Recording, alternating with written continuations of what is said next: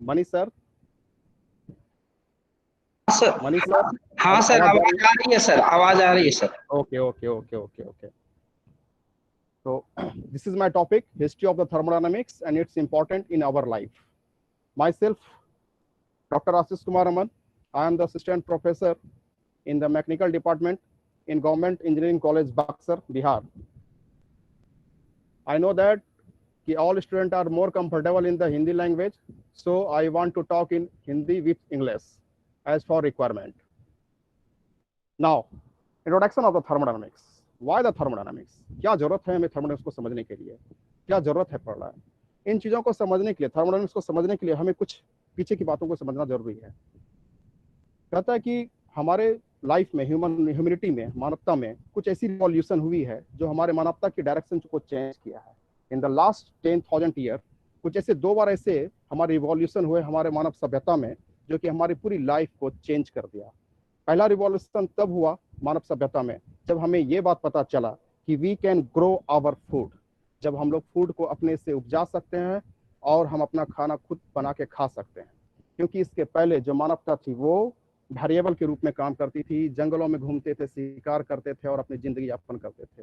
लेकिन जब हम लोगों को ये बात पता चला कि हम लोग खाना खुद से उपजा सकते हैं तो एक स्टेबिलिटी नेचर जनरेट हो गया और इसी स्टेबिलिटी नेचर के कारण हमारा विलेज बना, किंगडम का कॉन्सेप्ट आया, टाउनशिप का कॉन्सेप्ट आया और ह्यूमन लाइफ का डायरेक्शन चेंज हो गया। ये था हमारा फर्स्ट रिवॉल्यूशन जो मानवता के लिए बहुत बड़ा चेंजिंग फेज था। फिर सर प्लीज से लाउडली। आवाज नहीं जा रही मेरी? सर थोड़ा लाउड बोलिए। Okay okay okay okay. Second revolution हमें देखने मिलता है इस ग्राफ से। जो ग्राफ हमें देख रहे हैं, आप लोगों के स्क्रीन पर दिख रही होगी, इस ग्राफ को देख करके आपको ये थोड़ी आश्चर्य होगी कि ये ग्राफ हमें क्या बतला रहा है। अगर आप देखें तो जीडीपी काफी दिनों तक, ये जो फर्स्ट रिवॉल्यूशन चला, जो हम लोग स्टेबिलिटी जनरेट किए, विलेज का, टाउन का और किंगडम का कॉन्सेप्ट, ये काफी दिनों तक चला। लेकिन 18 सेंचुरी में जब हम लोग एंट्री किए, मानवता जब 18 सेंचुरी में एंट्री किया, उस समय अचानक एक रिवॉल्यूशन जनरेट हुआ और वो रिवॉल्यूशन के कारण अचानक सभी देशों में एक जीडीपी या कैपिटल कॉस्ट अचानक ग्रोथ हुआ। तो आखिर में 18 सेंचुरी में ऐसा क्या हुआ हमारे मानव सभ्यता में जो अचानक इस तरीके से ग्राफ ग्रोथ किया और जीडीपी और कैपिटल पूरे देश का चेंज हुआ? इसके पीछे कारण है हमारा थर्मोडायनामिक्स।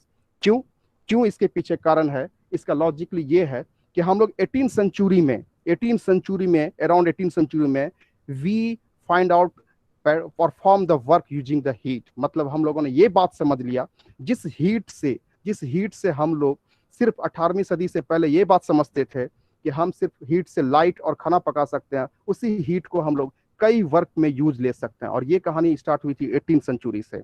तो जो हमारा फर्स्ट हीट इंजन जनरेट हुआ, जिसे हम लोग स्टीम इंजन के नाम से जानते हैं, was invented by the न्यूकोमेन in 1712।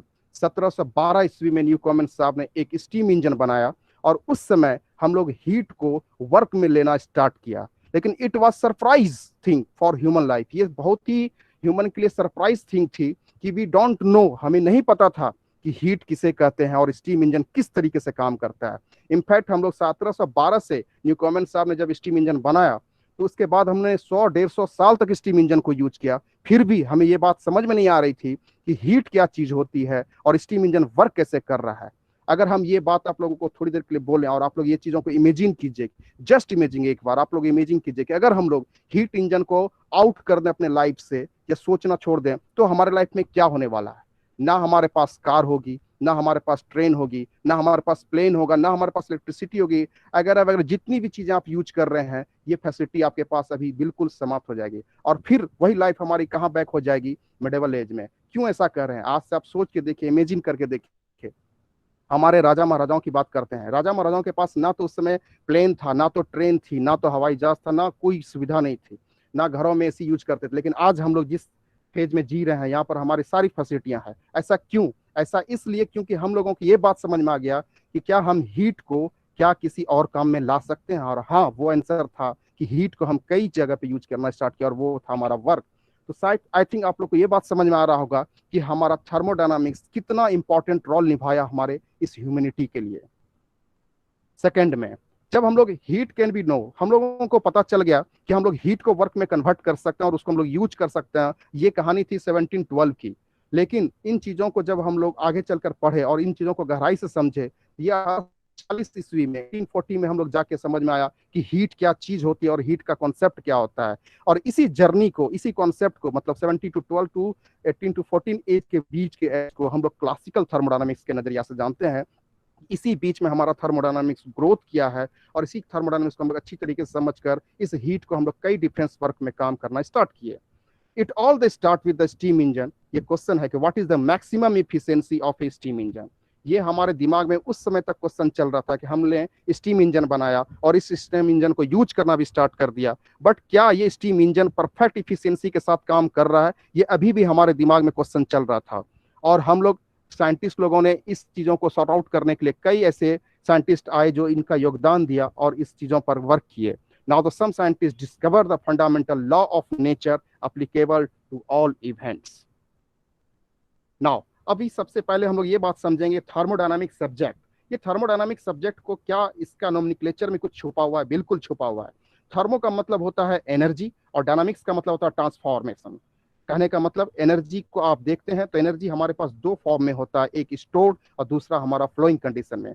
Store उस एनर्जी को कहेंगे जिसे आप स्टोर कर सकते हैं और फ्लोइंग उसे कहेंगे जिसे हम स्टोर नहीं कर सकते हैं। एग्जाम्पल के तौर पे हमारे पास जो हीट और वर्क है ये भी एक एनर्जी का ही रूप है, बट अभी हम अभी आगे आगे चल के अभी आप लोग को समझाएंगे कि हीट और वर्क हमारा एक एनर्जी का रूप नहीं, कुछ और ही चीजें हैं, लेकिन इसे हम लोग बोलते हैं फ्लोइंग एनर्जी के रूप में बोलते हैं। ट्रांसफॉर्म करने का मतलब आप ये कहना चाहते हैं कि आप एक एनर्जी को दूसरी एनर्जी में ट्रांसफॉर्म करना चाहते हैं। दैट मीन्स कि आप हीट को वर्क में ले जाना चाहते हैं या फिर वर्क को आप हीट में लाना चाह रहे हैं, या फिर आप दूसरे तरीके से ये भी बोलना चाहते हैं कि आपके पास जो इंटरनल एनर्जी है, जो मोलिकुलर लेवल पर या एटॉमिक लेवल पर जो एनर्जी है, आप उसे वर्क में कन्वर्ट कराना चाहते हैं। तो फाइनली ये बात निचोड़ समझ में आ गया कि थर्मोडायनामिक्स किस सब्जेक्ट का नाम है भाई? तो thermodynamics is the branch of the physics that deal with the relationship between the heat and other form of energy and particulate it the desirable how thermal energy convert to and form to other form energy and how it affect the matter। ये किस तरीके से matter को effect करता है। now overview of the thermodynamics in 1712। मैंने अभी पीछे क्लास में पीछे सेंस में भी ये बोला था कि 1712 ईस्वी में हमारा न्यूकोमेन साहब ने स्टीम इंजन बनाया, लेकिन ये स्टीम इंजन बहुत ज्यादा परफेक्ट काम नहीं कर रहा था। क्यों? क्योंकि इसके पीछे कारण था कि इसकी इफिशियंसी बहुत ही कम थी। 5 to 10% एफिशिएंसी से ये काम करता था। जो पहला स्टीम इंजन बना था न्यूकोमेंस के द्वारा स्टीम इंजन, उसकी इफिशियंसी इतनी कम थी कि इस स्टीम इंजन को सिर्फ हम लोग कोल माइंस के पास ही यूज कर पा रहे थे, क्योंकि इसकी खुराक, इसकी जो कोयले से जो यूज करते थे हम लोग इस हीट को इस वर्क में लाने के लिए, ये सिर्फ हम उसी जगह यूज कर सकते थे जहां पर हमें इसका कोयला आसानी से मिल सकता था, क्योंकि इसकी इफिशियंसी इतनी कम थी कि हम इसे दूर में यूज नहीं कर पा रहे थे। और दूर में यूज नहीं कर पा रहे थे तो प्रॉपरली हम इसी स्टीम इंजन पर बहुत ज्यादा हम अटेंशन नहीं ले पाए। लेकिन in this time some scientist, कुछ ऐसे साइंटिस्ट भी थे जो काम कर रहे थे गैस लॉ पर, जैसे कि हमारे बॉयल्स लॉ थे, चार्ल्स साहब थे, प्रोसेस लॉ थे, ये सब हमारे गैस पे वर्क कर रहे थे। और combined this law and ideal gas equation पर हमारे ये बात पता चल गया कि पीवी बराबर एमआरटी एक फॉर्मुलेट रिलेशन निकला, जो आप लोग काफी इस इक्वेशन से रिलेट जानते होंगे। कहानी स्टार्ट होती फिर 1750 में, जो कि एक जोसेफ ब्लैक थे साइंटिस्ट, जिन्होंने हीट मेजरमेंट करना स्टार्ट किया। एक जोर शोर से अपना एक एक्सपेरिमेंट उन्होंने स्टार्ट किया। उस ड्यूरेशन में जैसे ब्लैक साहब ने स्पेसिफिक हीट और लेटेंट हीट के नेचर को समझना स्टार्ट किया कि हमें स्पेसिफिक हीट क्या बतलाता है और लेटेंट हीट क्या बतलाता है, और इसके बेसिस पर हम लोग हीट मेजरमेंट करना थोड़ी बहुत करना स्टार्ट कर दिए थे। और उस केस में उसी ड्यूरेशन में हमारा डेवलपमेंट ऑफ थर्मोमीटर्स हुआ। बेसिकली थर्मोमीटर्स को हमने अब डेवलप तो कर दिया, लेकिन थर्मोमीटर को अभी भी हम लोग उतनी अच्छी तरीके से समझ नहीं पा रहे थे। आगे चल के इसके बारे में पता चला कि जब जीरो लॉ हम लोग पढ़े और समझे, तब हमें थर्मोमीटर का परफेक्ट ज्ञान हुआ, जो भी हम आगे डिस्कस करने वाले हैं। Now overview of the thermodynamics. 1765 James Watt, एक जेम्स वाट आए जो बहुत ही काफी फेमस साइंटिस्ट रहे थर्मोडायनामिक्स के दुनिया में, जिन्होंने न्यूकोमेन स्टीम इंजन को इम्प्रूव किया। एक्चुअली स्टीम इंजन जो बने थे न्यूकोमेन साहब की, उसकी एफिशिएंसी इतनी कम थी कि वो हम लोग बड़े पैमाने पर यूज नहीं कर पा रहे थे, और इन चीज़ों को इम्प्रूव किया जेम्स वाट ने। जेम्स वाट ने बहुत ही एक सिंपल सा इम्प्रूवमेंट किया उसमें, कि उन्होंने क्या किया कि कंप्रेशन और जो हमारा कूलिंग करने का सिलेंडर अलग किया, और इस कारण से हमारा जो न्यूकोमेन स्टीम इंजन था उसमें इम्प्रूव हो गई इसकी इफिशियंसी। और इम्प्रूव होने से जब अब हमारा जो पास जो स्टीम इंजन आया वो ट्रू हीट इंजन के रूप में दिखने लगा। दैट मीन्स अब वैसे स्टीम इंजन हमारे पास आ गए जिसकी इफिशियंसी काफी अच्छी हो गई, और इस कारण से हम लोग कई जगह हम लोग इसको यूज करना स्टार्ट कर दिए।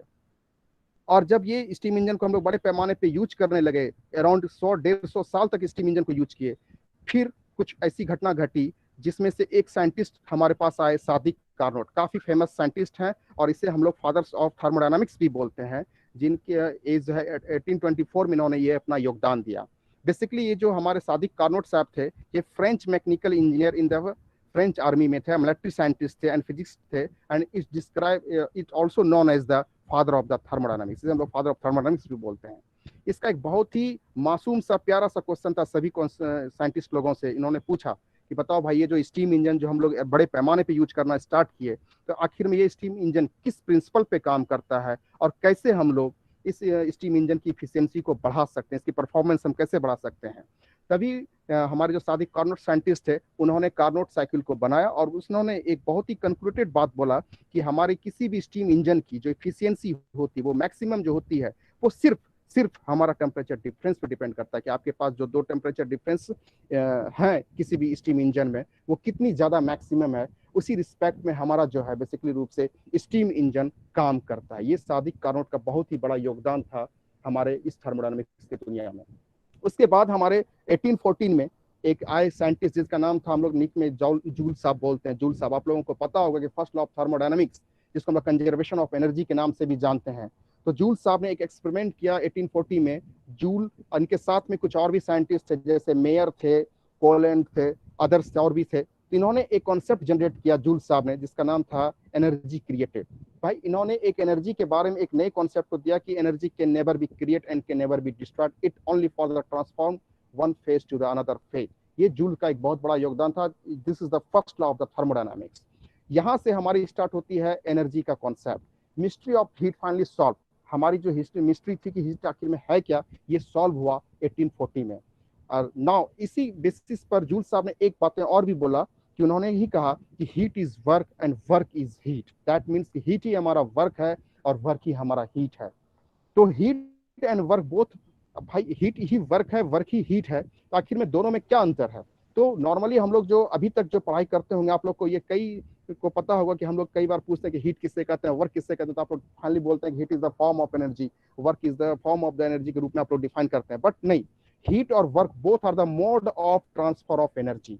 ये बहुत बड़ी बात है कि हीट और वर्क हमारा फॉर्म ऑफ एनर्जी नहीं है, this is the mode of transfer of energy. आप एनर्जी को एक लेवल से दूसरे लेवल पे ले जाने के लिए क्या करते हैं, या तो हीट करते हैं या तो वर्क का सहारा लेते हैं। इसी दोनों के सहारे से आप mode of transfer of energy करते हैं। दैट मीन्स कि हीट और वर्क दोनों ही एक ही सिक्का के दो पहलू हैं। अगर एक हेड है तो दूसरा टेल है, मतलब हीट और वर्क दोनों एक सिक्का के पहलू के नाते हम ये बात कह सकते हैं कि हम किस तरीके से, किस मोड से हम लोग एनर्जी को एक जगह से दूसरी जगह ले जा सकते हैं। अगर हम समरी के रूप में देखें और हीट और वर्क में, तो नॉट थिंक, ये नहीं सोचना कि it can be store.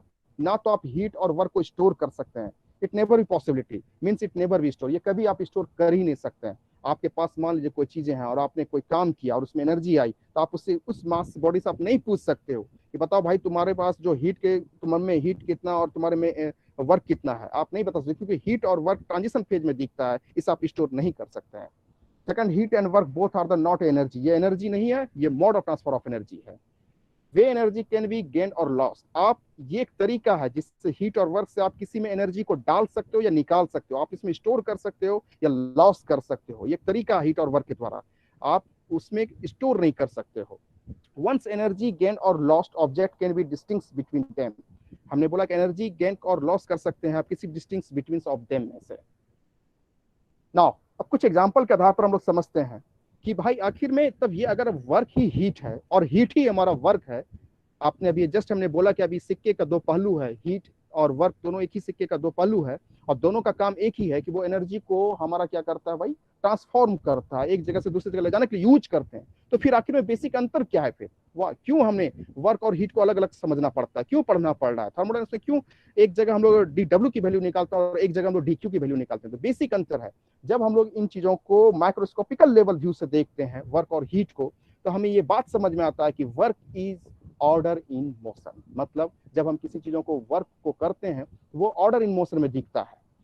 That means energy transform by the symmetrically particle with order in motion, as in figure. जैसे मान लीजिए सपोज दैट एक बॉडी है, उस बॉडी में हमारे कुछ पार्टिकल्स हैं और उस बॉडी का मास हमारा 1 kg है, और इस बॉडी को आप सर्टन हाइट तक 1 मीटर तक आप ऊंचाई पर ले जा रहे हैं। तो इसमें जो बॉडी में जो पार्टिकल्स है वो डिफिनिट ऑर्डर को पैटर्न को फॉलो करेगा। आपको हमने नीचे रेड से डिफाइन किया आप लोगों को, ताकि ये समझ में आ रहा होगा कि पार्टिकल जो मूव कर रहा है वो एक डिफिनिट ऑर्डर को फॉलो कर रहा है। और इस बेसिस पर हम लोग ये बोल सकते हैं कि एनर्जी ट्रांसफर कितनी हुई भाई। तो आपको पता है कि जब हम किसी चीजों को हाइट पर ले जाते हैं तो वहां पर पोटेंशियल एनर्जी जनरेट होता है, और वो पोटेंशियल एनर्जी कितना होता है mgh। और यहाँ पर हमने मास को 1 kg लिया है, हाइट को हमने 1 मीटर लिया है, तो जी अप्रॉक्स अगर हम 10 लेते हैं तो इस बेसिस पर हम कह सकते हैं कि एनर्जी जो होगी हमारी वो 10 जूल के रिस्पेक्ट में होगी। तो दैट मीन्स कि हम लोग वर्क को, हम ये बात समझ रहे हैं कि वर्क जो है एक डिफिनिट ऑर्डर को फॉलो करता है और ये एक पैटर्न को फॉलो करता है, और तभी हम इसके एनर्जी को ट्रांसफॉर्म कर सकते हैं। अगर हम इसी चीजों को मैक्रोस्कोपिकल लेवल हीट को देखें तो क्या देखने मिलता है? Heat is the disorder of the motion. That means कि आप अगर मान लीजिए सपोज है कि कोई आपके पास आयरन का एक बॉडी है और उस बॉडी में आप हीट डाल रहे हो, तो यहाँ आयरन के बॉडी में आप जो पार्टिकल्स को मोमेंटम देंगे वो आपका डिसऑर्डरनेस नेचर को फॉलो करेगा। और इस केस में जो एनर्जी फॉलो करेगा टेम्परेचर के ग्रोथ होने पर, मान लेते हैं सपोज कि this is also the 10 joule, तो इस केस में आपको ये बात समझ में आ रहा हो कि वर्क जो है एक ऑर्डर को फॉलो करता है और हीट जो है हमारा वो ऑर्डर को फॉलो नहीं करते, डिसऑर्डर मोशन को फॉलो करता है। तो the basic concept work and heat is the mode of transfer of energy, but work is the high grade energy function and heat is the low grade energy function. किस basis पर हमने ये बात बोला कि वर्क हमारा high grade energy level है और heat is the low grade energy? और कहीं ना कहीं ये जो कॉन्सेप्ट हम आप लोगों को समझा रहे हैं कि work is the high grade energy, ये बेसिकली, और जो heat is the low grade energy, ये सेकंड लॉ ऑफ थर्मोडायनामिक्स का कॉन्सेप्ट क्रिएट कर दिया फिर बाद में जो हमारे साइंटिस्ट लोगों ने दिया है।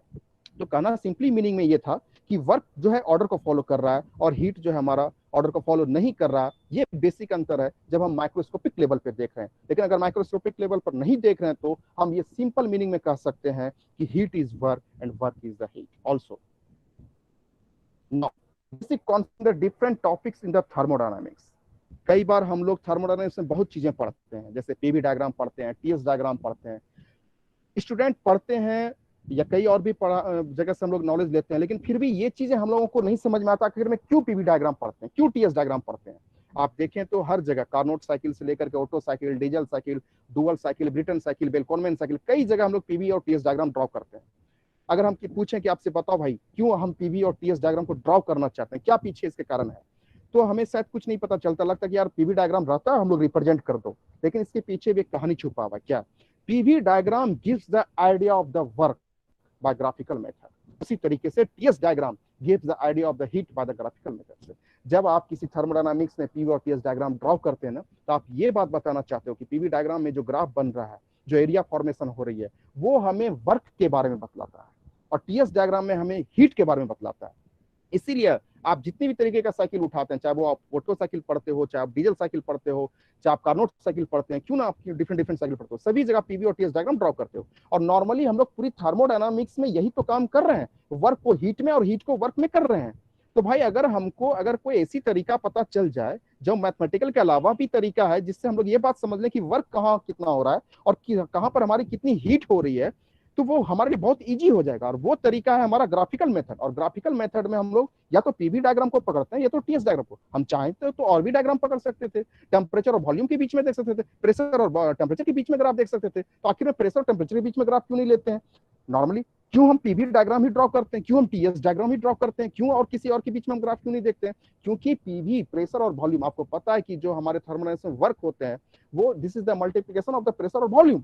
जब आप प्रेशर और वॉल्यूम को गुना करते हो तो थर्मोडायनामिक्स में आपको वर्क का नेचर पता चलता है। इसीलिए हम लोग बार बार पीवी डायग्राम को ड्रॉ करते हैं। किसी भी साइकिल में आप कोई भी साइकिल उठाइए पूरे थर्मोडायनामिक्स में, आप या तो पीवी डायग्राम को ड्रॉ करेंगे या तो आप टीएस डायग्राम को ड्रॉ करेंगे। और इसके पीछे कारण यही है कि पीवी डायग्राम से हमें वर्क का कॉन्सेप्ट मिल रहा है और टीएस डायग्राम से हमें हीट का कॉन्सेप्ट मिल रहा है। इसीलिए हम लोग सभी साइकिल में पीवी और टीएस डायग्राम ड्रॉ करते हैं। चलिए कुछ और चीजों पर हम लोग डिस्कस करते हैं। Concept of the reversible process. आप लोगों ने अगर थोड़ी बहुत थर्मोडायनामिक्स पढ़ा होगा तो वहां पर आप लोगों ने रिवर्सेबल प्रोसेस और इरिवर्सेबल प्रोसेस की चर्चा की होगी। तो फिर ऐसी क्या हो गई कि रिवर्सेबल प्रोसेस को आप लोगों ने डिफाइन किया होगा कि reversible process is defined as the process in which the system and surrounding can be returned to the original condition from the final state without proceeding any change in the thermodynamic properties of the universe। मतलब आप जिस रास्ते से गए थे, जिस final state पर पहुंचा, फिर आपने फाइनल स्टेट से फिर से आपने इनिशियल स्टेट पर पहुंचा, लेकिन इस ड्यूरेशन में आपका कोई चेंजिंग नहीं दिया, थर्मोडायनामिक्स के प्रॉपर्टीज में कोई इफेक्ट देखने नहीं मिला। ऐसे प्रोसेस को रिवर्सेबल प्रोसेस कहते हैं। क्या ये पॉसिबल है?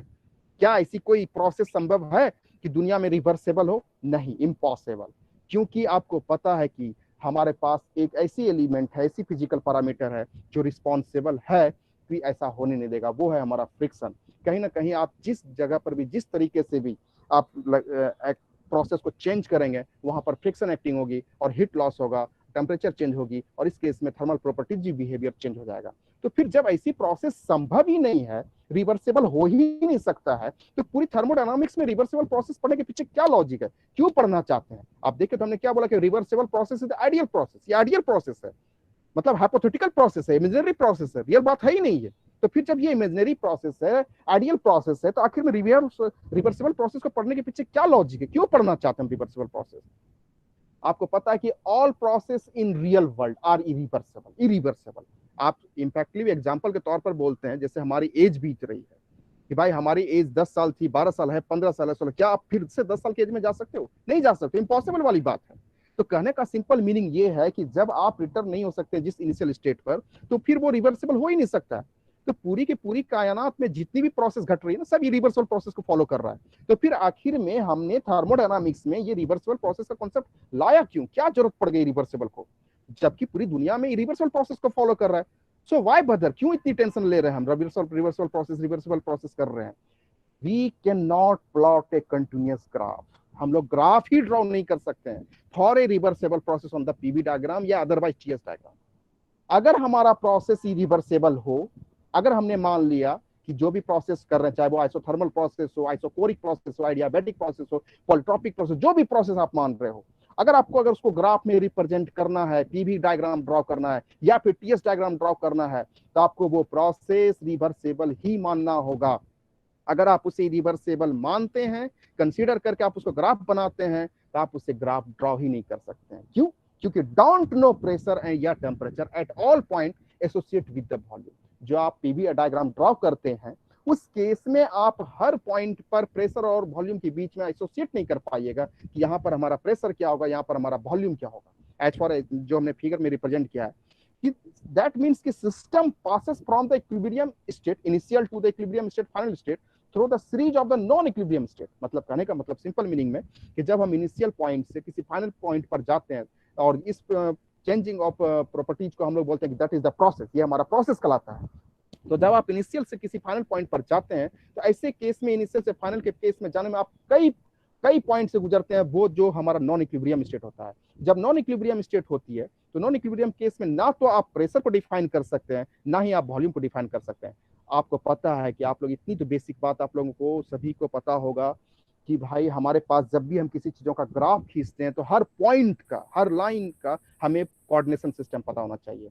अगर आप हर पॉइंट का कोऑर्डिनेशन सिस्टम नहीं पता है, तो आप ग्राफ ड्रॉ नहीं कर सकते। एक लाइन खींचने के लिए भी आपको number of point of collection चाहिए, और सभी पॉइंट का कोऑर्डिनेशन सिस्टम अगर नहीं पता है, तो आप लाइन ग्राफ ड्रॉ नहीं कर सकते हैं। तो बेसिकली नॉन इक्विलिब्रियम स्टेट में, इरिवर्सिबल प्रोसेस में क्या होता है बेसिकली रूप से, कि हमारे पास हर पॉइंट का कोऑर्डिनेशन सिस्टम नहीं पता है, और जब हमारे पास सभी पॉइंट का कोऑर्डिनेशन सिस्टम नहीं होता, आप उसे ग्राफ ही ड्रॉ नहीं कर सकते हैं। इसका मतलब क्या है? इसका मतलब थर्मोडायनामिक्स जितनी भी आप पीवी और टीएस डायग्राम ड्रॉ कर रहे हैं, सारे में सारे हम लोग रिवर्सिबल प्रोसेस ही मान पा रहे हैं। इरिवर्सिबल मानेंगे तो ग्राफ ही नहीं ग्राफ पाएंगे, और जब ग्राफ नहीं बता पाएंगे आप लोग, तो नॉर्मल सी बात है कि पीवी डायग्राम से आपको वर्क मिल रहा था, टीएस डायग्राम से आपको हीट मिल रहा था। आप ना तो वर्क को समझ पाएंगे, ना तो आप हीट को समझ पाएंगे। और आपको पता है कि पूरी वर्क और हीट को समझना मतलब वर्क को हीट में ले जाना और हीट को वर्क में ले आना, यही पूरी कहानी हमारी थर्मोडायनामिक्स का है। तो ये बेसिकली बात है कि किताबों में इस तरीके से मेंशन किया हुआ नॉर्मली नहीं दिखता है हम लोगों को, कि भाई आखिर में हम क्यों हम लोग जो है रिवर्सिबल प्रोसेस को समझना चाहते हैं। आप नेक्स्ट में से थोड़ी और समझेंगे। तो need for the reversible process, क्या जरूरत है रिवर्सिबल प्रोसेस की? On the PV and TS diagram can be draw for the process in graphical. अगर आप देखें, आप लोग समझें, तो पीवी और टीएस डायग्राम को हम अगर ग्राफिकल रिप्रेजेंट करना चाहते हैं, उसको बताना चाहते हैं कि भाई देखो भाई, पीवी डायग्राम ड्रॉ करो और आप वर्क निकाल लो, आप टीएस डायग्राम ड्रॉ करो, आप हीट को निकाल लो। आपके पास एक ही ऑप्शन है, आपके पास एक ही तरीका है कि आप उस प्रोसेस को पहले रिवर्सिबल मानो। अगर रिवर्सिबल मानो तो ग्राफ नहीं बनेगा, पहली बात है। दूसरी, reversible process represent a limiting case. आप देखते होंगे, आपकी कई बार ऐसी थर्मोडायनामिक्स के बेसिक बारे में पता होगा कि आपके पास जो है कोई साइकिल है या कोई प्रोसेस है, तो आप कहते हैं कि भाई अगर साइक्लिक प्रोसेस रिवर्सिबल चल रहा है, तो इस केस में हमारे पास इफिशियंसी ज्यादा मिलेगा। ठीक है, एग्जांपल के तौर पे हम कहते हैं कि work done by on the compress to a gas lowest for the reversible process.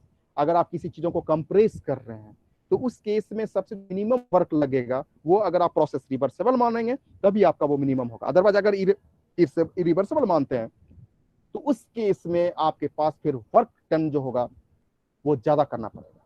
Work done by the gas is the maximum for the work process.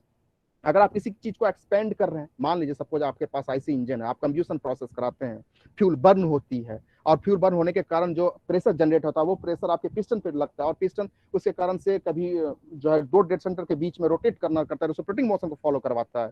तो जिस केस में आप एक्सपेंशन कराना चाहते हैं उस केस में अगर आप रिवर्सिबल प्रोसेस को कंसीडरिंग करके करते हैं तो उस केस में भी आपको वर्क टन बहुत ज्यादा देगा। मतलब हमारे पास जो सिस्टम है थर्मोडायनामिक्स में वो दो तरीके के हैं, या तो वो वर्क प्रोड्यूस करेगा या तो वर्क वो कंज्यूम करेगा। जैसे हमारे पास इंजन है वो वर्क प्रोड्यूस कर रहा है, जो कोई ऐसे भी डिवाइसेस हैं मैकेनिकल में जो वर्क कंज्यूम कर रहा है, जैसे हमारे पास रेफ्रिजरेटर है, एसी है या कंप्रेसर है, कई ऐसे डिवाइसेस हैं जो हमारा वर्क को कंज्यूम करता है, और कई ऐसे डिवाइसेस हैं हमारे पास थर्मोडायनामिक्स की दुनिया में जो हमें वर्क प्रोड्यूस करता है, जैसे इंजन है हमारे पास। तो जब हमें प्रोड्यूस कराना रहता है या फिर हमें जब कंज्यूम कराना रहता है, ऐसे केस में अगर आप रिवर्सिबल प्रोसेस को पकड़ेंगे तो उस केस में आप एक मैक्सिमम लिमिटेशन केस को दिखाया जा सकता है। वो भी प्रोसेस तभी संभव है जब आप प्रोसेस को रिवर्सिबल मान लो। दूसरी चीजें आप देखो, परफॉर्म द कैलकुलेशन। आप जितनी भी कैलकुलेशन थर्मोडायनामिक्स में करते हो, choose the perform the calculation, जितनी भी चीजें हैं वो आपको रिवर्सेबल में ही कंडीशन में वैल्यू दे सकता है, इरिवर्सेबल में पॉसिबिलिटी ही नहीं। एग्जांपल के तौर पे देखें तो वर्क डन की वैल्यू हम क्या लिखते हैं पूरी थर्मोडायनामिक्स में, इंटीग्रेशन पी इनटू डीवी। आपको पता है कि इंटीग्रेशन, अगर थोड़ी बहुत मैथ में आप लोग ये बात समझते होंगे कि इंटीग्रेशन किसकी पॉसिबिलिटी है, किसकी इंटीग्रेशन कर सकते हैं। आप डिसकंटिन्यूअस फंक्शन का इंटीग्रेशन कर सकते हैं? नहीं कर सकते हैं। कंटिन्यूअस फंक्शन का ही इंटीग्रेशन हो सकता है, डिसकंटिन्यूअस का तो इंटीग्रेशन ही नहीं हो सकता है। और आपको पता है कि आप कंटिन्यूअस को अगर आपको बताना है, ग्राफ बताना है, तो आपको रिवर्सिबल प्रोसेस पकड़ना होगा। इसका मतलब है कि work done equal to integration of the P into D V. That means कि अगर आपका प्रोसेस रिवर्सेबल है तभी आप इस मैथमेटिकल रिलेशन को यूज कर सकते हैं। जब पूरी की थर्मोडायनामिक्स में जितने भी तरीके हम लोग सिस्टम की चर्चा करते हैं कि ओपन सिस्टम है, क्लोज सिस्टम है, आइसोथर्मल के केस में हमारा वर्क डन ये है, आइसोकोरिक में ये है, आइसोबेरिक में ये है, आइसोथर्मल में ये है, डियाबेटिक में ये है। अगर जितनी जगह हम लोग चर्चा करते हैं जो इंटीग्रेशन का रिलेशन यूज करते हैं, ये इंटीग्रेशन पी इनटू डीवी का इंटीग्रेशन यूज करते हैं, without reversible process we cannot integrate this without equations। आप देखो तो चेंज इन इंट्रोपी भी जब हम लोग निकालते हैं तो इंटीग्रेशन dq by t, आप यहाँ भी इंटीग्रेशन यूज करते हैं इस मैथमेटिकल रिलेशन। तो इंटीग्रेशन तो तभी संभव है जब कंटिन्यूअस होगा, तो उस केस में भी हमें रिवर्सिबल मानना होगा। तो रिवर्सिबल प्रोसेस इसलिए हमें पढ़ना पड़ रहा है पूरी थर्मोडायनामिक्स में, समझना इसलिए पड़ रहा है क्योंकि बिना रिवर्सिबल प्रोसेस समझे ना तो आप पीवी डायग्राम ड्रॉ कर सकते हो, ना किसी का मैक्सिमम कंडीशन को बता सकते हो, ना आप कोई मैथमेटिकल रिलेशन को आप समझ सकते हो। तो इतनी इंपॉर्टेंट है रिवर्सिबल प्रोसेस। लेकिन रिवर्सिबल प्रोसेस में हम लोग क्या पढ़ते हैं भाई, एक लाइन में पढ़ लेते हैं क्या, ये कहता है कि इनिशियल स्टेट से फाइनल स्टेट में जाएगा, फाइनल से फिर इनिशियल में आएगा, डायरेक्शन सेम मतलब अपोजिट हो जाएगा, ऐसे प्रोसेस को हम लोग रिवर्सिबल बोलते हैं। आज तक यही जानते थे, लेकिन जब इन चीजों को गहराई से हम लोग समझेंगे तब पता चलेगा कि आखिर में थर्मोडायनामिक्स हम लोग पढ़ क्या रहे हैं, क्यों पढ़ना चाह रहे हैं, क्यों आगे बढ़ना चाह रहे हैं। नेक्स्ट, अगर हम फंडामेंटल लॉ ऑफ थर्मोडायनामिक्स की बात करें तो हमारे पास 4 फंडामेंटल लॉ जनरेट हुआ इस पूरे थर्मोडायनामिक्स को समझने में, जिसमें से पहला लॉ जो था वो था हमारा जीरोथ लॉ, फिर सेकंड हुआ मेरा फर्स्ट लॉ, थर्ड लॉ हुआ सेकंड लॉ, और फोर्थ लॉ हुआ थर्ड लॉ। आप सीक्वेंस देखें तो चेंज दिखेगा आपको। जबकि फर्स्ट लॉ, सबसे पहले फर्स्ट लॉ आया 1850 ईस्वी में, 18 to 15 में आया, जो जूल, मेयर और कोल्डिंग साहब ने इन चीजों को बनाया, समझाया फर्स्ट लॉ ऑफ थर्मोडायनामिक्स को। सेकंड लॉ के बारे में देखें तो 1855 में आया, जो कि सेल्सियस और केल्विन ने बताया। और थर्ड लॉ हमारा 1906 में आया, जो नर्नेस्ट ने बताया। और जीरोथ लॉ देखो सबसे लास्ट में, लेकिन फिर भी जीरोथ लॉ सबसे पहले पढ़ते हैं हम लोग। क्यों? क्योंकि फर्स्ट लॉ और सेकंड लॉ का कॉन्सेप्ट तभी हम समझ सकते हैं जब हमें टेम्परेचर का परफेक्ट ज्ञान हो, और जीरोथ लॉ हमें टेम्परेचर के बारे में बतलाता है। तो जीरोथ लॉ हमें आर.एच. फॉलर साहब ने दिया। कब दिया हुआ? 1931 में दिया। क्या रिमार्केबल बात इन्होंने बताया? इन्होंने बताया कि हमारी जो थर्मल इक्विलिब्रियम बिहेवियर के बारे में कॉन्सेप्ट दिया और टेम्परेचर के बारे में कॉन्सेप्ट दिया। और फर्स्ट लॉ हमें कंजर्वेशन ऑफ एनर्जी के बारे में बताया, जो हमें ये बात अच्छी तरीके से पता है कि energy can never be create and can never be destroyed, only for the transform to form one form to the another form. Second law क्या बताया भाई? तो सेकंड लॉ दिया gives the idea of entropy. Entropy के बारे में बताया ये कि एंट्रोपी, जब भी एंट्रोपी को बेसिकली हम लोग जो बोलते हैं कि entropy is the disorderness of the molecular level. That means कि जब किसी भी सिस्टम में हमारा एंट्रोपी ग्रोथ करता है तो उस केस में एफिशिएंसी हमारी क्या होती है? कम होती है। इंट्रोपी ऐसी नहीं है, ऐसी इंट्रोपी की ऐसी चीज नहीं है जो कि आप थर्मोडायनामिक्स में ही जान सकते हो। आपकी भी इंट्रोपी है, हमारी भी इंट्रोपी है, किसी भी सिस्टम की इंट्रोपी ग्रोथ करेगा तो वहां की उसकी परफॉर्मेंस कम हो जाएगी। इंट्रोपी एक अपनी दुनिया में एक अलग पहचान है। इंट्रोपी को अगर हम चाहें तो कई और चीजों में समझा सकते हैं। तो ये सेकंड लॉ ऑफ थर्मोडायनामिक्स में ये बात पता चला कि भाई हमारा इंट्रोपी का ग्रोथ हुआ, और इंट्रोपी की इस कॉन्सेप्ट से हमें ये बात पता चला कि हम कब हीट को और कब वर्क को और कब वर्क को कब हीट में डाल सकते हैं। आप देखो तो फर्स्ट लॉ ऑफ थर्मोडायनामिक्स में क्लियरली ये बात क्लियरली जूल साहब के एक्सपेरिमेंट के बेसिस के बाद उन्होंने ये कंक्लूड नहीं कर पाया कि कब हमारा हीट वर्क में जाएगा और कब हमारा वर्क हीट में आएगा। ये बात ठीक है, उन्होंने जूल साहब ने फर्स्ट लॉ ऑफ थर्मोडायनामिक्स में ये बात क्लियर कर दिया कि हीट ही वर्क बनेगा और वर्क ही हीट बनेगा, और इस दोनों के बीच में कंजर्व होगी जो एनर्जी कहलाएगी। लेकिन ये बात कहाँ उन्होंने बताया कि भाई हीट कब जाएगा और वर्क कब आएगा। इन चीजों को समझने के लिए जो ये हमारे कर्सियस और केल्विन साहब ने सेकंड लॉ ऑफ थर्मोडायनामिक्स को क्लियर किया, उनके आधार पर उन्होंने कहा कि भाई जब जिस सिस्टम में इंट्रोपी बढ़ेगा तो हीट उस सिस्टम में इंक्रीज करेगा, हीट उस ओर जाएगा। तो ऐसे केस में हमारे सेकंड लॉ से ये बात क्लियरली पता चला कि हम फर्स्ट लॉ को कब यूज कर सकते हैं और कब यूज नहीं कर सकते। ये चीजें हम सेकंड लॉ ऑफ थर्मोडायनामिक्स में बता, और ये जो थर्ड लॉ है, this is the third law of the thermodynamics, ये हमें आइडिया क्या देता है कि entropy at the absolute temperature, absolute temperature के केस में हमारा इंट्रोपी की वैल्यू जीरो होना चाहिए, लेकिन एब्सोल्यूट टेम्परेचर एग्जिस्ट नहीं करता, हो ही नहीं सकता, इम्पॉसिबल वाली बात है। क्योंकि आपको ये बात अच्छी तरीके से गैस लॉ के कॉन्सेप्ट पर पता होगा कि जब हम लोग टेम्परेचर बढ़ाते हैं तो वॉल्यूम एक्सपेंड करता है, बढ़ता है, और जैसे जैसे हम लोग टेम्परेचर को कम करते हैं तो वॉल्यूम हमारा सिंक करता है। क्या ऐसी कोई टेम्परेचर है जहां पर वो वॉल्यूम बिल्कुल बिल्कुल बिल्कुल बिल्कुल कम हो जाए, जीरो हो जाए? हाँ है, मैथमेटिकली ये है, लेकिन यूनिवर्स में ऐसा केस पॉसिबल नहीं है कि आप -273 डिग्री सेंटीग्रेड पर पहुंचो और उस केस में वॉल्यूम जीरो हो जाए। इसीलिए साइंटिस्ट लोगों ने इस रेफरेंस पॉइंट को एब्सोल्यूट टेम्परेचर बोला गया। तो बोला गया कि बेसिकली रूप से अगर अगर अगर इस टेम्परेचर पे आ जाए तो इसका मतलब टेम्परेचर एंट्रोपी भी जीरो होना चाहिए, और उस केस में हमारी जो भी चीजें बनी है, चाहे वो इंजन हो या कोई भी डिवाइसेस बनो, उस केस में उसकी परफॉर्मेंस सबसे अच्छी होनी चाहिए। लेकिन ये एग्जिस्ट नहीं कर सकता। यही चीजें थर्ड लॉ में हमारा थर्मोडायनामिक्स में बताया गया है कि एंट्रोपी एट एब्सोल्यूट टेम्परेचर के केस में बताया है। इसका मतलब एब्सोल्यूट टेम्परेचर जब एग्जिस्ट नहीं कर सकता तो एंट्रोपी भी कर, इसका मतलब है कहीं ना कहीं एंट्रोपी हर जगह एग्जिस्ट करता है, और ऐसे केस में हम कोई ऐसी दुनिया की चीज नहीं बना सकते हैं जिसकी परफॉर्मेंस 100% हो सकता है। This is the law of the thermodynamics, fundamental of the thermodynamics. Now thank you for some basic concept of the thermodynamics. Thank you all.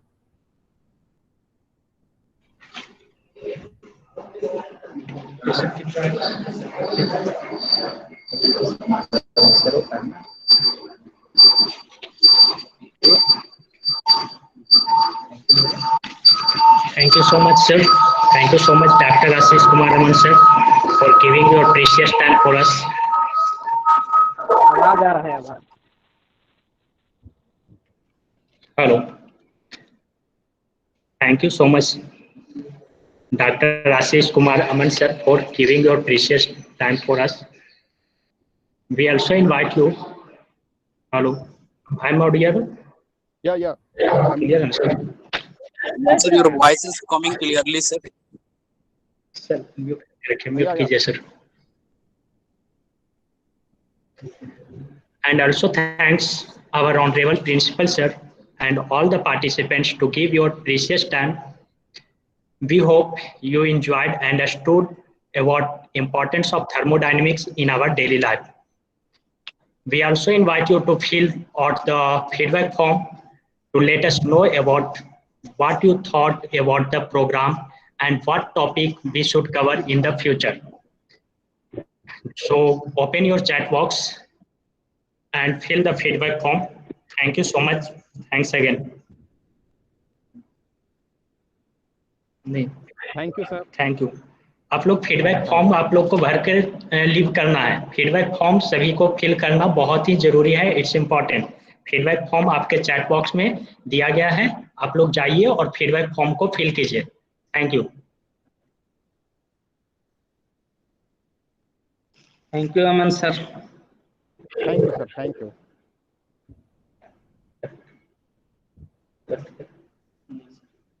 Sir feedback form भरने से फायदा क्या होगा? सर्टिफिकेट तुम लोग को मिलेगा। जितना फीडबैक फॉर्म आएगा हम उतने उसके हिसाब से सर्टिफिकेट इशू कर देंगे व्हाट्सएप ग्रुप में। Okay. Thanks to everybody for listening. बाहर का यही सब। आप लोग को फीडबैक फॉर्म ग्रुप में, व्हाट्सएप ग्रुप में भी शेयर कर रहे हैं, सो वहां से भी आप फिल कर सकते हैं। Thanks again.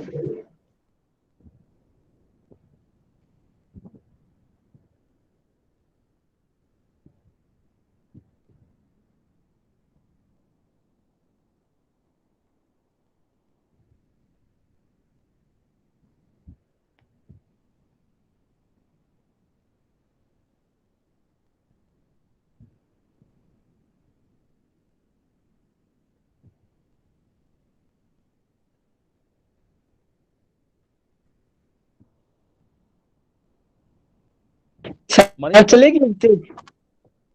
Manish sir, Manish sir,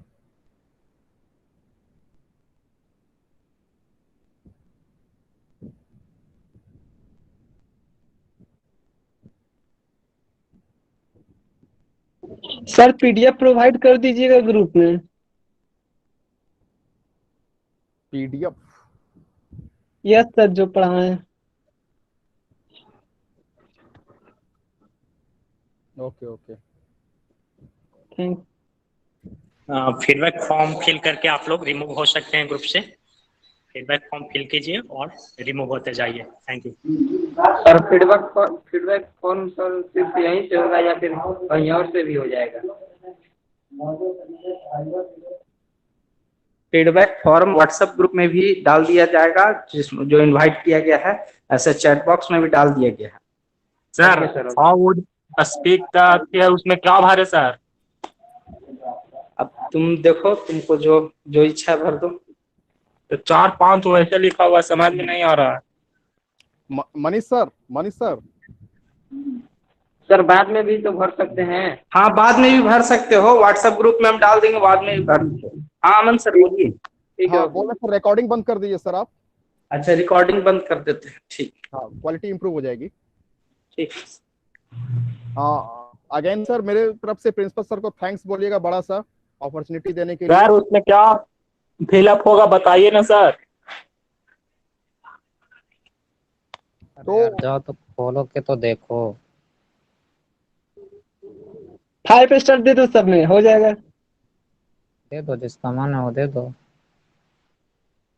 ठीक है मनीष सर, हम लॉग आउट हो रहे हैं। Thank you sir. Okay. Late हो सकता है आप। फिर से वेबिनार करेगा फीडबैक फॉर्म फिल कर दिए हैं।